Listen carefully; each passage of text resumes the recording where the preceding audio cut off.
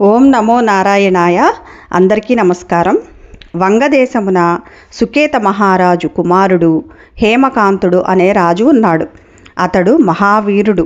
ఒకరోజు అడవిలో వేటకు వెళ్ళి అక్కడ వరాహము ఇంకా అనేక జంతువులను వేటాడి అలసిపోయి దగ్గరలో ఉన్న ఒక ముని ఆశ్రమంలోకి వెళ్ళాడు. అక్కడ మునులందరూ బాహ్య స్మృతిలో లేరు, తపోదీక్షలో ఉన్నారు.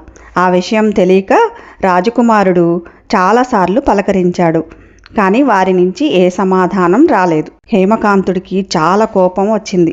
ఆ మునుల శిష్యులు అక్కడికి వచ్చారు. మా గురువులు తపోదీక్షలో ఉన్నారు, వారికి బాహ్య స్మృతి లేదు, వారి నుంచి మీకు ఏ సమాధానం రాదు అని చెప్పారు. వారు తపోదీక్షలో ఉంటే మీరు కూడా నన్ను గౌరవించట్లేదు, మాకు ఆతిథ్యం ఇవ్వలేదు అని శిష్యుల మీద కూడా చాలా కోపంగా అరిచాడు. దానికి ఆ శిష్యులు, మాకు గురువుల నుంచి ఆజ్ఞ లేదు కనుక మేము మీకు ఆతిథ్యం ఇవ్వలేము అని చెప్పారు. వెంటనే హేమకాంతుడికి చాలా కోపం వచ్చేసింది.